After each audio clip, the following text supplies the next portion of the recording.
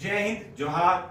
JPSC की जो प्रारंभिक परीक्षा है 17 मार्च को हो जाएगी, ऐसा पूरा संभावना है। क्योंकि बहुत कम समय मिला है, इसलिए जो महत्वपूर्ण जो इतिहास से संबंधित प्रश्न परीक्षा में आ सकते हैं वो मैं बताने जा रहा हूं इस वीडियो में। इस वीडियो में आपको प्राचीन, मध्यकालीन और आधुनिक भारत तीनों से जो महत्वपूर्ण प्रश्न बनते हैं, जो कि जेपीएससी में पूछे जाते हैं और पिछले वर्षों में पूछा गया है, वही प्रश्न केवल बता रहे हैं। क्योंकि बहुत कम समय है, अब पूरा इतिहास आप रिवाइज नहीं कर पाएंगे। अगर ये वीडियो देख लेंगे तो आपको इतिहास के सारे प्रश्न बन जाने चाहिए।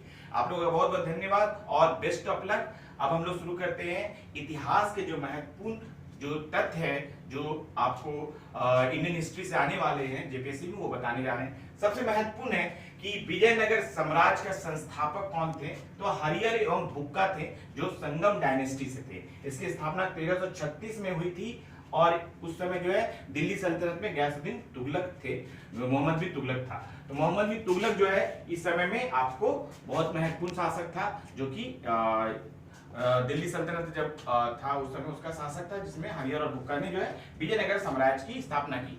मोहम्मद बिन तुगलक के समय ही एक और साम्राज्य जो है स्थापित हुआ था, बहमनी साम्राज्य, जिसको कि हसन गंगू ने स्थापित किया था, जो 100 अमीरों में थे, जिसे सादा अमीर कहते हैं। ये 1347 में किया था और ये मोहम्मद बिन तुगलक के समय ही किया गया था। तो मोहम्मद बिन तुगलक के समय दो महत्वपूर्ण कार्य हुए थे। एक है हिंदू राष्ट्र जो बना था विजयनगर साम्राज्य का, और मुस्लिम राष्ट्र बना था जो आपको हसन गंगू ने बनाया था।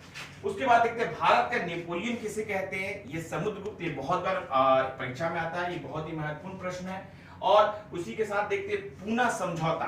पूना समझौता गांधी जी और अम्बेडकर के बीच में हुआ था, ये बहुत महत्वपूर्ण प्रश्न है। इसी तरह थियोसॉफिकल सोसाइटी की स्थापना कब हुई? 1875 में हुआ था न्यूयॉर्क में। ये मैडम जो है ब्लास्की और ऑलकॉट ने किया था, ये बहुत महत्वपूर्ण प्रश्न है। और जो इसके बाद हम लोग देख रहे हैं कि आपको हुमायूं नामा किसने लिखा? ये गुलबदन बेगम ने लिखा था, ये बहुत महत्वपूर्ण प्रश्न है। इसके बाद हम लोग देख रहे हैं कि आपको मनसबदारी व्यवस्था किसके समय शुरू हुई? अकबर के समय में हुई। और इसी के साथ जो है इबादत खाना 1582 में अकबर ने ही शुरू किया था, और 1575 में जो है दीन इलाही धर्म भी जो है अकबर ने ही चलाया था। तो ये बहुत महत्वपूर्ण प्रश्न जो है अकबर से संबंधित आपको आ सकते हैं। इसके बाद हम लोग देख रहे हैं कि सिंधु घाटी का जो सबसे बड़ा स्थल कौन था? सिंधु घाटी का सबसे बड़ा स्थल अभी जो है भारत में राखीगढ़ी है, हरियाणा में है, ये बहुत महत्वपूर्ण है। और इसी के साथ देख रहे हैं सिंधु घाटी सभ्यता में जो है बंदरगाह कहां से मिला था? बोधियाड़ा बोलते हैं, वो आपको पोर्ट जो है लोथल से मिला था। लोथल जो भोगवा नदी के पास है, इससे यहां से मिला था। और इसी के साथ देखते हैं 1907 में जो है कांग्रेस का जो विभाजन हुआ था, गरम दल और नरम दल में सूरत विभाजन बोलते हैं। तो ये बहुत महत्वपूर्ण है। जब्ती प्रणाली किसके समय आया था? अकबर के समय आया था, टोडरमल ने इसको शुरू किया था। ये भी प्रश्न बहुत बार पूछा जाता है। इसी तरह इक्तेदारी प्रथा किसने शुरू की? इक्तेदारी प्रथा इल्तुतमिश के समय आया था, ये बहुत महत्वपूर्ण प्रश्न है। और लाख बख्श की उपाधि किसने ली? ये कुतुबुद्दीन ऐबक ने लिया था, लाखों का दान करता था, तो कुतुबुद्दीन ऐबक को लाख बख्श का उपाधि दिया था। इसी तरह कौटिल्य ने, जो जिसको चाणक्य भी बोलते हैं, विष्णुगुप्त बोलते हैं, उसने अर्थशास्त्र पुस्तक लिखी थी जो कि राजनीति पर आधारित है। तो ये बहुत महत्वपूर्ण प्रश्न है। मुद्रा राक्षस किसने लिखा था? विशाखा दत्त ने लिखा था, जो कि मौर्यों का जो है उत्पत्ति का इतिहास बताता है, मौर्यों के बारे में बताता है। इंडिका किसने लिखा? मेगास्थनीज ने लिखा। मेगास्थनीज जो है आपको चंद्रगुप्त मौर्य के समय में आया था, और उसने जो है उस समय के समाज को 7 वर्गों में विभाजित किया था। बहुत महत्वपूर्ण प्रश्न है। इसके बाद हम लोग देख रहे हैं कि आपको सिजदा और पैबोस किसने शुरू किया था? सिजदा और पैबोस आपको जो है बलबन ने शुरू किया था। उसी के समय जो लौ एवं रक्त की नीति भी शुरू की गई थी। वेदांत की संख्या कितनी है? 6 है। उपनिषद कितने हैं? 108 है। और पुराण की संख्या कितनी है? 18 है। तो ये प्रश्न हमेशा आता है। और इसके साथ देखते हैं वेदसांग किसके दरबार में आया था? हर्षवर्धन के काल में आया था। और फाइन किसके काल में आया था? चंद्रगुप्त द्वितीय के काल में आया था। ऋग्वेद में 228 श्लोक थे, और उसमें जो पुरुष सूक्त है 10वां मंडल है, उसमें पहला बार जो है 4 वर्णों का उल्लेख है। ये बहुत बार प्रश्न आता है। धन निष्कासन ड्रेन ऑफ वेल्थ का सिद्धांत किसने दिया था? दादाभाई नौरोजी ने दिया था। दादाभाई नौरोजी को ग्रैंड ओल्ड मैन भी बोलते हैं। और ए ह्यूम के मदद से जो है कांग्रेस का गठन 1885 में हुआ था। आपको पहले पूना में हुआ था, लेकिन बंबई में हुआ था, गोकुल दत्त संस्कृत विश्वविद्यालय में हुआ था। और ये लॉर्ड डफरिन उस समय जो थे आपको ये वायसराय थे, और इस समय जो पहले जो अध्यक्ष थे ब्योमकेश बनर्जी थे, कांग्रेस के पहले अध्यक्ष ब्योमकेश बनर्जी थे। तो ये जो है हमेशा एग्जाम में आता है। कांग्रेस का एकमात्र जो है अध्यक्षता जो है गांधी जी ने किया था, जो एकमात्र जो है बैठक की अध्यक्षता गांधी जी ने 1824 में बेलगांव में किया था। 1924 में बेलगांव में, कर्नाटक में 1924 में किया था। इसी तरह देख रहे हैं कि जो चित्रकारी सबके किस मुगल शासक ने सबसे ज्यादा अच्छा चित्रकारी का प्रश्रय दिया, बढ़ावा दिया? जहांगीर ने दिया। जहांगीर ने न्याय की जंजीर भी आपको बनाया था, और जहांगीर जो है बहुत ज्यादा जो है सातों दिन अलग अलग कपड़े भी पहनता था न्याय करने के लिए। और एंगर और नायंकर व्यवस्था जो है विजयनगर साम्राज्य में, जैसे कि इक्तेदारी व्यवस्था थी सल्तनत काल में, और मनसबदारी व्यवस्था थी आपको मुगल काल में। उसी तरह राजराजेश्वर मंदिर का स्थापना राजा राज प्रथम ने किया था, बहुत महत्वपूर्ण है। और कैलाशनाथ मंदिर का जो है एलोरा में कैलाशनाथ मंदिर की स्थापना जो है कृष्ण प्रथम ने किया था, कृष्ण प्रथम ने किया था। और हर्षवर्धन और पुलकेशिन के बीच में जो युद्ध हुआ था दक्षिण में नर्मदा नदी के तट पे हुआ था, बहुत महत्वपूर्ण प्रश्न है। और स्थानीय स्वशासन किसके समय आया था? चोलों के समय आया था। बाद में स्थानीय स्वशासन को बढ़ावा आपको लॉर्ड रिपन ने भी दिया था 1882-83 में। ये कुछ महत्वपूर्ण प्रश्न है जिसको मैं बता रहा हूं। किताबुल हिंद किसने लिखा था? ये अल बरूनी ने लिखा था, गजनवी के दरबार में आया था, गजनवी के साथ आया था, जिसने कि 17 बार भारत पर आक्रमण किया था। ये बहुत महत्वपूर्ण प्रश्न है।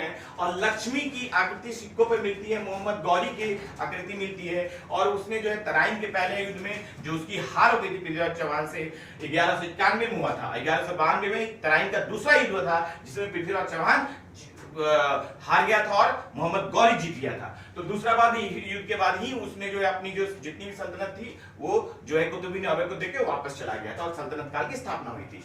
इसके बाद हम लोग देख रहे हैं कि मोहम्मद गौरी एक व्यक्ति से हार गया था 1178 में, गुजरात के भीम द्वितीय से, जिसको कि मूल द्वितीय बोलते हैं, उससे मोहम्मद गौरी हार गया था। इसके बाद देखते हैं पलासी का युद्ध किसके किसके बीच हुआ? तो सिराजदौला और लॉर्ड क्लाइव के, बंगाल के नवाब सिराजदौला और लॉर्ड क्लाइव के बीच में था 1757 में। इसी तरह दीवाने कोही, ये विभाग जो कृषि विभाग है, ये मोहम्मद बिन तुगलक ने शुरू किया था। और इसके साथ बक्सर युद्ध कब हुआ था? बक्सर युद्ध जो है मीर कासिम और जो बंगाल का नवाब मीर कासिम था और अवध का नवाब सुजाउद्दौला था और मुगल बादशाह शाह आलम थे, तीनों ने मिलकर लड़ाई किया था और इसको हराया था अंग्रेज जो सेनापति थे हेक्टर मुनरो ने। ये युद्ध हुआ था 1764 में, ये आपको पता होना चाहिए। इसके बाद देखते हैं नालंदा विश्वविद्यालय किसने बनाया? कुमार गुप्त ने बताया था, गुप्त शासक था। और दीवाने मुस्तकरार जो भूराजस्व विभाग है, इसको अलाउद्दीन खिलजी ने बनाया था। इसके बाद दीवाने अर्ज जो है सैन्य विभाग है, इसको बलबन ने बनवाया था। और दीवाने बांदगाना जो दास विभाग है, इसको फिरोज शाह तुगलक ने बनाया था। ये कुछ महत्वपूर्ण प्रश्न आपको बताया मैंने। फिर जो सबसे महत्वपूर्ण बात है कि तीसरी बौद्ध संगति कहां हुई थी? ये पाटलिपुत्रा में हुई थी। इसके अध्यक्ष मोगलीपुत्तिस थे और ये जो है अशोक के समय में हुआ था और इसी समय अभिधम पिटक बनाया गया था, तीसरा पिटक। और कलिंग युद्ध किसका हुआ? तो 261 ईसा पूर्व में हुआ था। अशोक के 8वें वर्ष जब गद्दी प्राप्त किया था, 8वें वर्ष में हुआ था और ये अशोक जो है जीत गया था। और घोड़े की डाक प्रथा तथा बाजार नियंत्रण प्रणाली किसने शुरू की और किसके समय सबसे ज्यादा मंगोल आक्रमण हुआ? ये अलाउद्दीन खिलजी के समय हुआ था। बहुत महत्वपूर्ण है। सीरी का किला भी अलाउद्दीन खिलजी ने बनाया था, ये प्रश्न आता है। और इसके बाद देखते हैं कि नासिक अभिलेख किसका है? तो गौतमीपुत्र सतकर्णी का है, सातवाहन वंश का था। आर्य समाज दयानंद सरस्वती ने 1875 में बंबई में स्थापित किया था। उसी तरह ब्रह्म समाज 1828 में राजा राममोहन राय ने किया था और इसी की से सती प्रथा का भी उन्मूलन हुआ था जो 17वें एक्ट में हुआ था 1829 में। उस समय गवर्नर जनरल थे विलियम बेंटिक। और इसके साथ इन्होंने कुछ पुस्तकें लिखी थी, प्रिसेप्ट ऑफ जीसस आपको लिखा था, समाज कॉमेडी लिखा था और मिरातुल अखबार लिखा था और वेदांत सोसाइटी भी बनाया था और साथ में डेविड हेयर के साथ मिलकर हिंदू कॉलेज की भी स्थापना की थी। इनको जो है अकबर द्वितीय ने राजा की उपाधि दिया था, राजा राममोहन राय को। तो ये बहुत सारे महत्वपूर्ण फैक्ट्स जो है मैं आपको बताया हूं जिससे कि आपको एक और महत्वपूर्ण फैसला है कि लाहौर अधिवेशन 1929 में हुआ था, जिसके अध्यक्ष जवाहरलाल नेहरू थे और उसी समय पहली बार स्वराज की मांग की गई थी और रावी नदी के तट पर जो है तिरंगा फहराया गया था 31 दिसंबर को। तो ये सारे जो महत्वपूर्ण फैक्ट जो मैं आपको बता रहा हूं। इसके बाद नेहरू रिपोर्ट कब आया, इसको मोतीलाल नेहरू ने 1927 में दिया था और जो है कि अकबर ने जो दास पर था जो है 1562 में खत्म किया, तीर्थ यात्रा कर जो है 1563 में खत्म किया और जजिया कर 1564 में खत्म किया। ये भी प्रश्न आता है। उसका देवपुत्र किसको कहते हैं, कुषाण वंश के शासकों को देवपुत्र कहते हैं। और इसके बाद देखते हैं भारत विभाजन जो माउंट बेटन योजना के तहत किया गया और कैबिनेट मिशन से जो है 15 मार्च 1946 को जो कैबिनेट मिशन आया उससे संविधान सभा का गठन हुआ और दूसरा अंतरिम सरकार जवाहरलाल नेहरू के नेतृत्व में 14 सदस्यीय अंतरिम सरकार बनी। ये जो महत्वपूर्ण फैक्ट जो एग्जाम्स में आएंगे वो सारा मैंने आपको बता दिया। आप लोग इसको एक बार सुन लीजिए, 2 बार सुन लीजिए, तो इतिहास आपको पढ़ने की जरूरत नहीं पड़ेगी। इससे आप जो है आसानी से इतिहास के सारे प्रश्न कर लेंगे। अगला जो मेरा टॉपिक है ये पॉलिटी से संबंधित है, इस वीडियो को भी आप देख लेंगे तो आप कर लेंगे। उसके बाद इकोनॉमिक्स के भी वीडियो को आप देख लेंगे, तो आपको एक्स्ट्रा कुछ भी पढ़ने की जरूरत नहीं है। ज्यादातर आप फोकस जो है झारखंड में कीजिएगा, झारखंड का वीडियो आप लोग देख लीजिएगा। तो हमारा यूट्यूब चैनल को सारा वीडियो अपलोड है, आप लोग सबको देख लीजिए और 17 तारीख के एग्जाम को कॉन्सेंट्रेट होकर दीजिए, तो आसानी से आप क्वालिफाई कर जाइएगा। आप लोगों का बहुत बहुत जो है धन्यवाद और आप लोगों को बहुत सारी शुभकामनाएं, जिससे कि आप लोग का ये परीक्षा हो जाए और रिजल्ट जल्द से जल्द आ जाए। आप लोगों का बहुत बहुत धन्यवाद।